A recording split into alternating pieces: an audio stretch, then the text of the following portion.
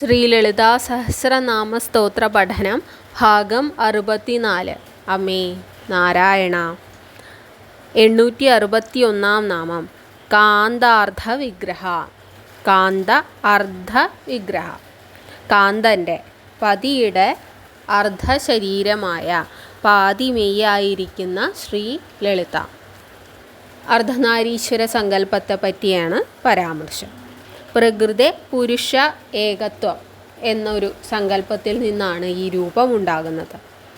ശൈവ ശാക്തേയ പാരമ്പര്യത്തിൽ സംയോജിതമായി നിൽക്കുന്ന ആരാധനാ സമ്പ്രദായങ്ങളുണ്ട്. ആ ആരാധനാരീതികളെ കൂടി സൂചിപ്പിക്കുന്നതാണ് അർദ്ധനാരീശ്വര സങ്കല്പം. 862 നാമം. കാര്യകാരണ നിർമുക്ത. കാര്യകാരണങ്ങൾ, കോസ് ആൻഡ് എഫക്റ്റ്, അല്ലെങ്കിൽ വിഭവാനുഭവ എന്നൊക്കെ ഭാരതീയ ചിന്തയിൽ പറഞ്ഞു കേൾക്കാം. ഇതുമായി ബന്ധപ്പെടുത്തി എപ്പോഴും പറയുന്ന ഒരു ഉദാഹരണമാണ് തീയും പുകയും. പുക എന്ന കാര്യമുണ്ടാകാൻ തീ എന്ന കാരണം വേണം.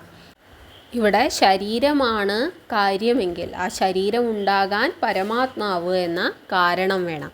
ദേവി ചൈതന്യരൂപിയാണ്. ദേവിക്കൊരു ശരീരമില്ല. പ്രപഞ്ചത്തിലെ സകല ചരാചരങ്ങളുടെയും ശരീരം രൂപപ്പെടുന്ന, അതിന് കാരണമായ, കാരണഭൂതയായി നിലനിൽക്കുന്ന ദേവിക്ക് കാര്യകാരണങ്ങൾ ബാധകമല്ല എന്നൊരർത്ഥമെടുക്കാം. ഇതല്ലെങ്കിൽ ദേവി പല രൂപത്തിൽ പല ഭാവത്തിൽ ഈ പ്രപഞ്ചത്തിൽ ലീലകളാടുന്നു. ദേവിക്ക് ഇനി ഇവിടെ നിന്ന് പുതിയതായി എന്തെങ്കിലും നേടാനില്ല, ഒന്നും നഷ്ടപ്പെടാനുമില്ല. എന്നിട്ടും ദേവി സദാ കർമ്മനിരതയാണ്. നമ്മളൊക്കെ പലപ്പോഴും എന്തെങ്കിലും ഒരു പ്രവൃത്തി ചെയ്യുന്നത് അതിൽ നിന്ന് കിട്ടാൻ പോകുന്ന ആ കർമ്മഫലത്തെ മുന്നിൽ കണ്ടുകൊണ്ടാണ്. എന്നാൽ ദേവി കാര്യകാരണ നിർമുക്തയാണ്. ദേവിക്ക് 863 കാമകേളി തരംഗിത. കാമൻ ശിവനോട് ചേരുന്ന സമയത്തത്രയും ആനന്ദത്തിലാകുന്ന ദേവി ലളിതാംബിക. ഇവിടെ കുണ്ടലിനി ശക്തിയെ മൂലാധാര ചക്രത്തിൽ നിന്ന് ഭേദിച്ച് സഹസ്രാര ചക്രത്തിലെത്തുമ്പോൾ ഉണ്ടാകുന്ന ആ ആനന്ദമാകുന്ന ഒരു ധാരയെ പറ്റി പറഞ്ഞു. ആ ധാരയെ പറ്റിയാണ് പരാമർശം. 864 നാമം. കനത് കനക താടങ്ക. താടങ്കം കർണാഭരണങ്ങൾ.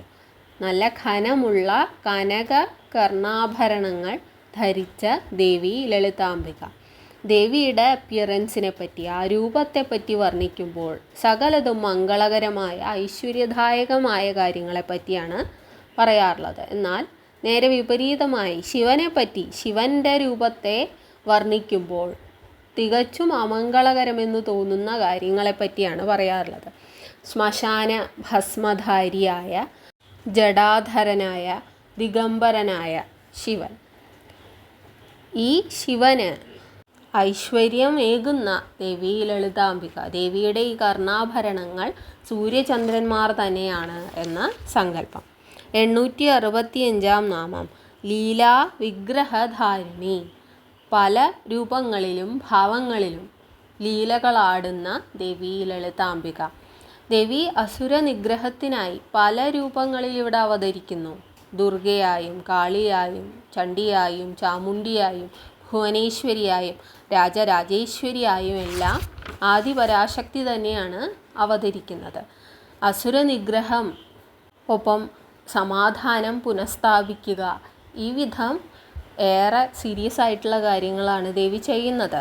ദേവി ഭുവന ചക്രത്തിൻ്റെ മുഴുവൻ പ്രവർത്തനത്തെ ഏറ്റെടുത്ത് നടത്തുന്നത് തന്നെ ദേവിയാണ്. ഈ ലോകത്തിൻ്റെ മുഴുവൻ രാജ്ഞിയാണ് എന്നൊക്കെ പറയുമ്പോഴും ദേവി ചെയ്യുന്ന ഓരോ പ്രവൃത്തിയും ദേവിയെ സംബന്ധിച്ചിടത്തോളം ലീലകളാണ്. ദേവിക്കത് വെറും കളിതമാശ പോലെയാണ്. ഇനി ഈ ലോകത്തുള്ള സകല ചരാചരങ്ങളും ദേവിയുടെ തന്നെ അംശമാണ് എന്ന് നാം പറഞ്ഞു. അപ്പോൾ ഓരോ ജീവിയായും ഓരോ തരത്തിലുള്ള ജീവിതവും ഒരു ലീലയായി കണ്ട് അത് ആടിത്തീർക്കുന്ന ദേവി ലളിതാംബിക. സ്വിസ് സൈക്കോളജിസ്റ്റ് ആയിട്ടുള്ള പിയാഷെ പറയുന്നുണ്ട്, 2 മുതൽ 7 വയസ്സ് വരെയുള്ള കാലഘട്ടത്തിൽ കുട്ടികൾ ഏറ്റവും അധികം ചെയ്യുന്ന ഒരു കാര്യമാണ് റോൾ പ്ലേ. ഡോക്ടറായും അമ്മയായും അച്ഛനുമായും ഒക്കെ അഭിനയിക്കുക, അമ്മയുടെ ഷോൾ എടുത്ത് സാരിയായിട്ട് ചുറ്റുക, കിച്ചൺ സെറ്റ് വെച്ച് അടുക്കളയിൽ എന്ന പോലെ പെരുമാറുക. ഇങ്ങനെ റോൾ പ്ലേ ചെയ്യുന്നതിലൂടെയാണ് മാനസിക വികാസം ഉണ്ടാകുന്നത്. ഈ വിധം ദേവി ഈ പ്രപഞ്ചത്തിലെ ഓരോ ജീവിയുമായി റോൾ പ്ലേ ചെയ്യുകയാണ്. ദേവിയെ സംബന്ധിച്ചിടത്തോളം ഇതൊരു കളിയാണ്. 866 നാമം അജ. അജ എന്നാൽ ജനനമില്ലാത്തവൾ. ദേവി ചൈതന്യരൂപിയാണ്. ദേവിക്ക് ജനനവുമില്ല മരണവുമില്ല. ചൈതന്യമായിരിക്കുക എന്നാൽ ഒരു എനർജി ഫോം ആയിരിക്കുക. എനർജിയുടെ പ്രത്യേകത എന്താ?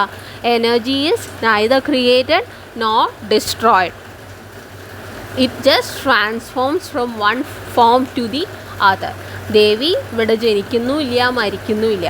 പ്രപഞ്ചം തന്നെ ഇല്ലാതെയാകുന്ന ആ പ്രളയത്തിനും സാക്ഷിയായി ദേവി ഇവിടെ ഉണ്ടായിരിക്കും. ദേവി ആകെ ചെയ്യുന്നത് ഒരു രൂപത്തിൽ നിന്ന് മറ്റൊരു രൂപത്തിലേക്ക് ഇങ്ങനെ മാറി ഒരു ലീലയായി ആ പ്രവൃത്തി ചെയ്തുകൊണ്ടിരിക്കുക മാത്രമാണ്. 867 നാമം ക്ഷയവിനിർമുക്ത. വൃദ്ധിക്ഷയങ്ങളില്ലാത്തവളാണ് ദേവി എന്ന് പറഞ്ഞു. ദേവിക്ക് ജനന മരണങ്ങളില്ലാത്തതുപോലെ തന്നെ വൃദ്ധിക്ഷയങ്ങളുമില്ല. ഒരിക്കലും നാശമില്ലാത്തവൾ, മരിക്കാത്തവൾ എന്ന അർത്ഥം. 868 നാമം മുഗ്ധ. ലാവണ്യവതിയായ സുന്ദരിയായ ദേവി. ഇനി നിഷ്കളങ്ക എന്നൊരർത്ഥം കൂടി ഈ നാമത്തിനുണ്ട്. കളങ്കമില്ലാത്ത, കറകളേൽക്കാത്ത, എല്ലായ്പ്പോഴും പൂർണ്ണയായിരിക്കുന്ന ദേവി. 869 നാമം ക്ഷിപ്രപ്രസാദിനി. ഭക്തന് മുന്നിൽ ഏറ്റവും എളുപ്പം പ്രസാദിക്കുന്ന മൂർത്തിമാരിൽ ഒരുവളാണ് ദേവി ലളിതാംബിക. കൃഷ്ണനെ പോലെയൊന്നും നമ്മളെ കളിപ്പിക്കുന്നവളല്ല.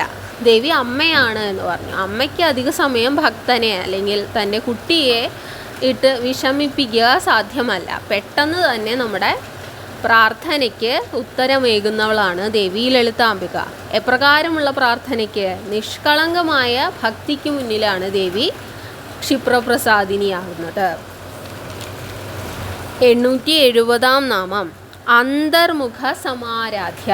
ഇതിനോട് ചേർത്ത് വായിക്കാവുന്ന ഒരു നാമമാണ് 871 ബഹിർമുഖ സുദുർലഭ. 870 എന്തായിരുന്നു? അന്തർമുഖ സമാരാധ്യ. അന്തർമുഖികൾക്ക് സമാരാധ്യയായവൾ. അന്തർമുഖിയായവൻ ആരാണ്? ധ്യാനനിരതനായവനാണ് അന്തർമുഖി.